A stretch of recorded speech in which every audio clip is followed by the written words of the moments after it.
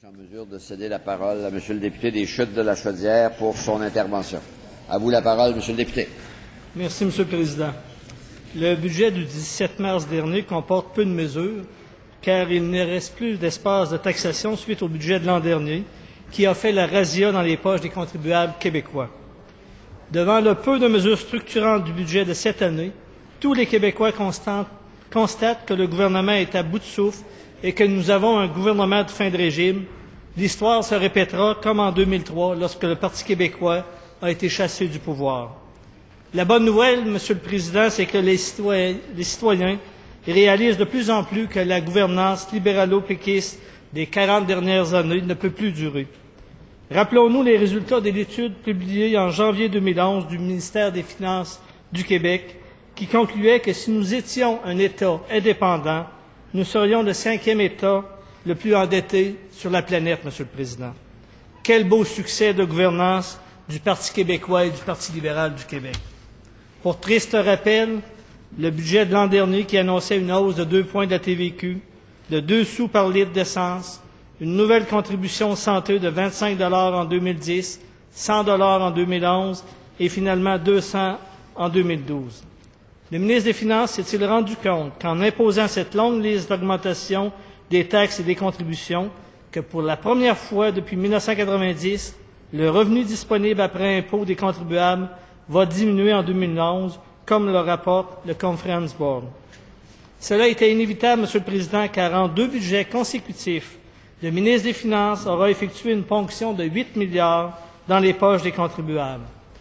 Si ce montant s'avère si considérable, c'est parce qu'il tient compte de tous les revenus que le gouvernement du Québec prélève à même une panoplie croissante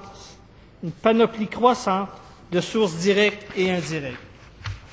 Cette panoplie inclut tous les revenus perçus directement par le gouvernement, comme les impôts, les taxes, les droits et permis, et la masse des autres ponctions prélevées par les fonds spéciaux et par les réseaux de la santé et de l'éducation.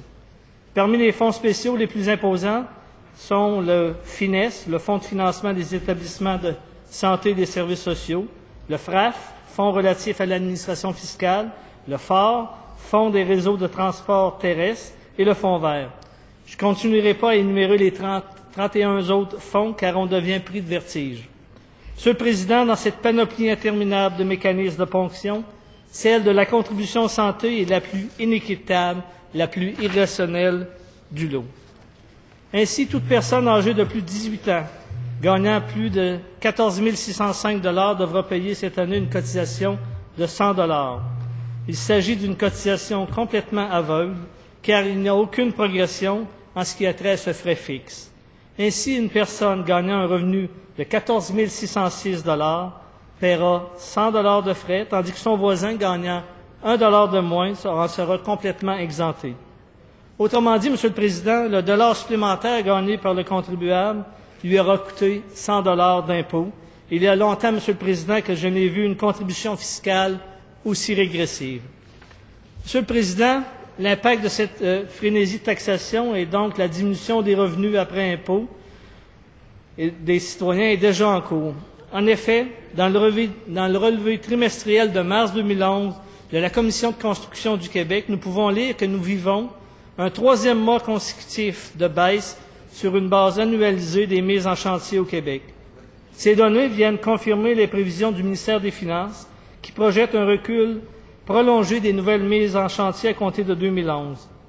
Monsieur le Président, nous avons bien compris pourquoi le ministre s'adonne à cette hausse effrénée des taxes et des frais de toutes sortes sur la classe moyenne.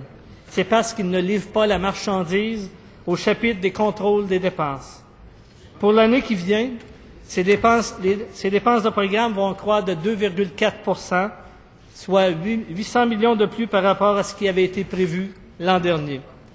Le ministre s'est avéré incapable de démontrer, chiffre à l'appui, que le gouvernement respecte son engagement de fournir 62 % de l'effort nécessaire pour renouer avec l'équilibre budgétaire. Certes, la présidente du Conseil du Trésor a tenté de nous convaincre d'avoir réussi à réduire de 1,4 milliard les dépenses du gouvernement. Ces chiffres sont de la poudre aux yeux. Les dépenses de l'État continuent d'augmenter. Par exemple, le gouvernement du Québec impose à ses contribuables 1 demi-milliard de dépenses pour financer les déficits des caisses de retraite des employés de la Ville de Montréal et de Québec. Ce sont des décisions inéquitables et injustifiables de ce genre qui contribuent à creuser le déficit de crédibilité des élus et des finances gouvernementales et ainsi à hausser le fardeau fiscal des Québécois, qui est déjà le plus élevé au Canada. Monsieur le Président, regardons bien les choses en face. Pas un sou n'a encore été récupéré pour le contrôle des projets informatiques sur un objectif de 200 millions. Un contrôle qui vise à arrêter l'hémorragie d'erreurs et d'objectifs ratés dans l'informatisation des processus gouvernementaux. Monsieur le Président, ce budget contient tellement de pourcentages différents pour éviter d'allouer la véritable croissance des dépenses du gouvernement que les économistes chevronnés des institutions financières en perdent leur latin. Pire, Monsieur le Président, le déficit présenté par le ministre des Finances ne tient pas compte des dépassements de l'assurance parentale, de l'assurance automobile, de l'assurance stabilisation du revenu agricole et de l'assurance médicaments. Ces entités cumulent un ensemble de plus de 6 milliards, un ensemble de déficits de plus de 6 milliards, tel que révélé dans le dernier rapport du vérificateur général. Monsieur le Président, c'est le double du déficit budgétaire pour l'année 2011-2012. Abordons maintenant, Monsieur le Président, la dépense la plus dommageable pour l'avenir du Québec, soit le puits sans fond de notre dette collective.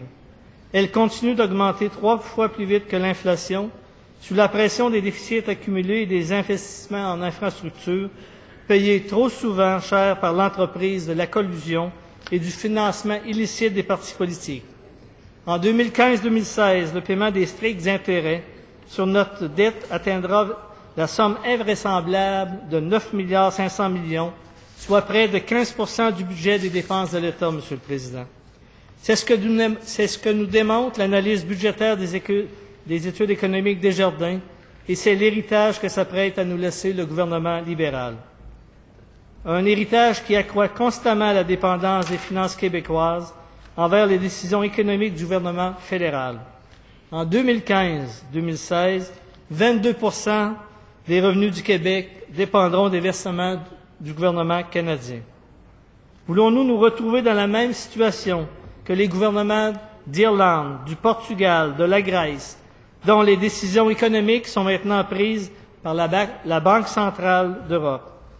Monsieur le Président, hors de tout doute, ce budget maintient aveuglement le cap sur le type de gestion de l'État qui a rendu ce gouvernement si impopulaire.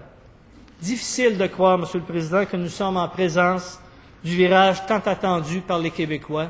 Je vous remercie, Monsieur le Président. Je vous remercie, Monsieur le député des Chutes-de-Chaudière.